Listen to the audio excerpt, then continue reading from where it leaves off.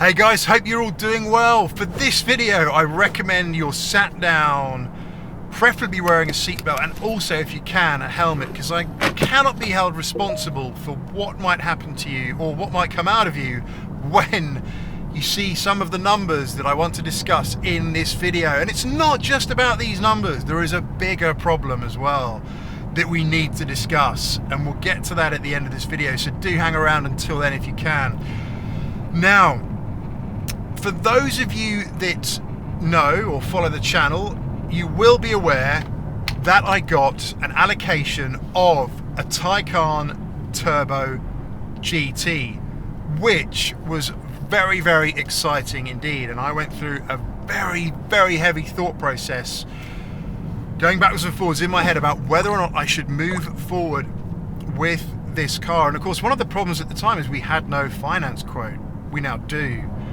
So we'll get onto that in a minute. But before we do, I want to set some context. Let's look at what is available out there in the market right now. What kind of compelling offers exist? And it is looking pretty good given the base rate at the moment and where we are financially. Now, if you look at BMW M4, I appreciate it's an ICE car, but 4.9% APR, just over $1,000 a month for one of those. Not too bad, I think, given it's an 87k list or thereabouts. Also, there is the McLaren Artura available. You can sort of put between 20 and 25k down, and it was as low as $14.99 a month for that on an APR of 3.9. I think it's gone up. Maybe they've changed the residuals a little bit there for sure. But again, really compelling, really exciting car, and kind of a battery car. The brand that we won't speak of, beginning with T, EVs only, right, with them. Their APR is about 9.6% at the moment. Porsche don't seem to care. Their APR is 9.9%, which is very high. But let us look at the quotation that we got through and dig into it a little bit. Understand just how much it is to have one of these for 3 years. And this is a GT car, right? So my spec, the non-Weissach pack, I think the Weissach pack is a little bit strange, right? Having 4 doors but no rear seats just doesn't really compute in my tiny struggling brain. But I opted for a pretty nice spec, great looking car, and I do like the Taycan. I think it's a fantastic looking car. It goes brilliantly. That car, the list of that was £193,000 with my spec. Okay, expensive for an EV. Yes, I hear you say, absolutely. It is a very expensive proposition. But after 3 years, it's a GT car. It's got to be worth quite a bit still, right, on that GFV? No. Absolutely not. £64,000. Yes, £64,000. That is depreciation of just shy of £130,000 for 3 years of owning a GT. Now, it's a GFV. It could be wrong. Porsche have got it wrong with this, for sure. We'll get onto that. But it is a GT car. It could well be that it trades for overlist to start off with, right? It could be that it holds its value very well, but if it doesn't, you're going to be left with a huge financial pill to swallow. A hideously large financial pill the size of a car, I think, to swallow. It is a very scary proposition. The monthlies on that, just shy of £4,000 a month. Yeah, it's a lot, isn't it? It's an awful lot of money for an EV in a risky market. So why is that the case? Well, it's a GT car, right? You'd expect the GFE to be high. And if that's how much Porsche believe in that as a GT car, then how do they expect you to, as a buyer, as a consumer? And it makes sense, I understand it's very risky right now, and if you're heading up VWFS, you don't want to shoulder all that risk. You want it sat with the consumer or the buyer, right? This is the thing here. And I know it's not even a proper GT car, right? You know, you can draw comparisons with the Cayenne Turbo GT, but the thing is, it is very limited. There's supposed to only be 1 or 2 per OPC dealer. So it is supposed to be very rare, very sought after, but it is still kind of just a Taycan, dare I say that. If you buy a combustion GT car, it's a really safe bet, or certainly it has been in the past. You know, you buy it at list, you're going to instantly be able to flip it for way over list in a buoyant market. And worst case is, you're probably going to get back down to it being worth list at some point, there or thereabouts, but you're not going to be losing your ASS on that, or ARSE, depending on which part of the world you are from. It should be a safe bet. Let's look at the Turbo S, the new Taycan Turbo S. How does that compare? Well, it actually stacks up a little bit better in terms of the depreciation. So that's 161 list, and we get down to 60 after 3 years. All right, still absolutely hideous in terms of depreciation, but less than the GT.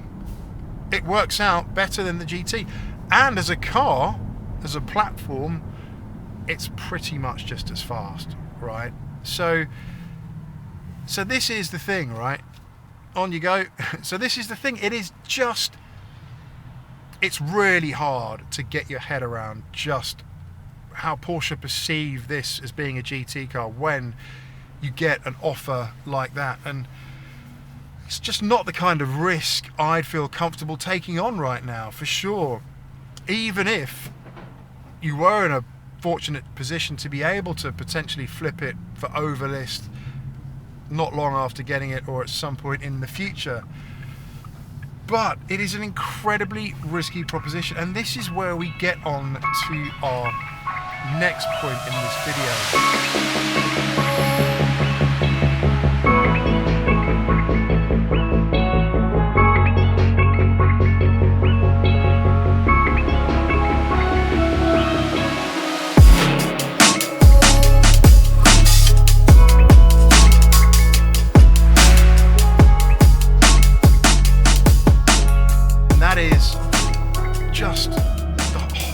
Horrible time that EVs are having at the moment, and a lot of people gloating at this.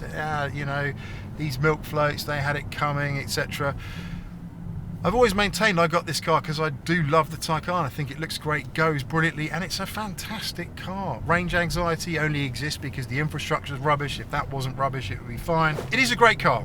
The Taycan is a really wonderful car, but EVs in general absolutely having a horrible time at the moment. Now, those of you that know your cars, you'll probably know that the Rimac Nevera, right, was released not that long ago, $2 million US or however much it was. An insanely expensive car, 2,000 brake horsepower, four-wheel drive. You'd think people would be all over getting that just because of the numbers and the capability and the speed and the bonkersness and the rarity of that car. Only 150 were going to be made. Only 150. And I'm informed word on the street is they still have not sold all those slots. They still have not shifted them.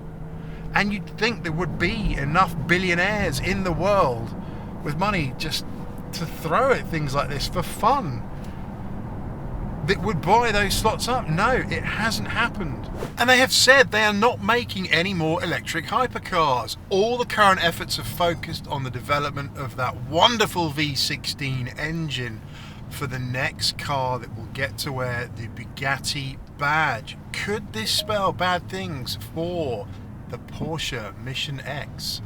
And this is the desirability problem with EVs. They're good, they're functional in the right context, but are they desirable? Is an EV desirable? I find this quite desirable. I have expensive watches. I desire those, but I wear this all the time. This very handy smartwatch, which is brilliant. It does loads of stuff. I can pay for things, syncs with my phone. It's really handy. So I just wear this most of the time. But is it desirable? Is it as desirable as a Rolex, a Patek Philippe, a Breitling? I don't think it is, right? That's just the reality of the situation. And it's a desirability problem. Now, don't forget, this generation of car enthusiasts love combustion. It's what they've grown up with, it's what they know, it's what they love, right? So forcing EVs on them is a tough proposition, and I hope that will improve with sportier Boxsters and MGs that are starting to come out, two-seater lighter cars that might win people over, but it's a tough crowd to please, right? Don't forget, generations before us were getting around on horses. No one is desiring to do that anymore, right?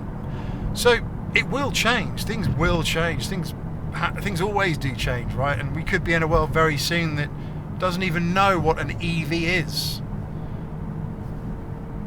It will change, I'm sure, but this is the problem right now. We could, if we wanted to as well, get around on horses still. It's perfectly legal to get around the roads on the UK on a horse, but nobody wants to. It's just not practical, it's not convenient, right?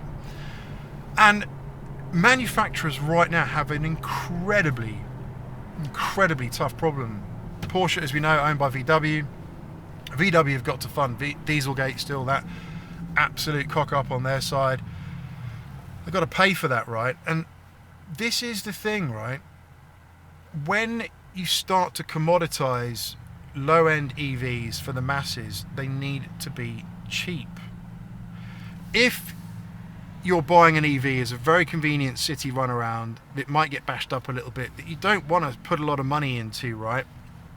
Then are you going to buy an expensive premium VW, or are you potentially going to buy a very cheap, very functional BYD import from China, right? As we know, China are absolutely saturating the market with their EVs at the moment. They are making more than you can imagine. There's lots full of the things. They're incredibly cheap and also incredibly functional. They work well enough as an EV, because an EV, I think it's harder to differentiate, right, at that level. There's no engine note, etc. But here is the thing, manufacturers have a really tough problem changing their business model to be competitive, and VW have always been a premium brand. But as things change, that starts to change as well. And I'm sure manufacturers would just rather keep making ICE cars, right? But they haven't got the luxury of doing that, because there are carbon credits that they need to fulfill, and they need to start making these. But if governments are forcing that on manufacturers, then why aren't they forcing that on fossil fuel makers to provide us with more EV charging points, etc.? Incentivizing them, making a difference there as well, so that the infrastructure at least works. This is such a fundamental problem, and I just think we are in a hugely transitional period for vehicles as a whole right now. What is the future landscape going to look like? Will we even see the death of some manufacturers that you thought would be around forever and ever? It is an ever increasing possibility. It is a very, very interesting time indeed. And this is the desirability problem that EVs have. The market for a car like this right now is much smaller than it would be for a 911 Turbo S, which is still probably more desirable. I probably would desire one of those more than this, but I've tried this and, you know, I can cross it off the list for sure. I'd probably, in fact I do desire one of those more than this, and desire an Artura more than this as well, because when I get in that SL55 and that V8 comes alive and the hood is down, that is what it's all about. That is what the driving experience that this generation knows and this generation loves is all about. It is a very interesting time, and when I hand this car back to Porsche in a year's time, or maybe sooner, depending, see what happens with the market, right? But in a year's time, I know Porsche are going to have lost between about 30 and 40 grand on the finance of this car, and was risked it, fortunately, is sat with them right now. And that's why Porsche finance is currently so very broken, especially for the Taycan, and those APRs are sat at 10%. Those GFVs are horrible. They just are covering themselves. They're covering all that risk, really covering that risk for sure. As a business purchase, it still kind of makes sense, but there does become a point when even for businesses with all the brakes, it no longer makes sense when a car tanks that much. But it is a very interesting time. That's what I wanted to discuss on this video today. I really do appreciate your time. Don't forget to sub, all that usual stuff. Do take care. I'll see you on the next one, and bye for now.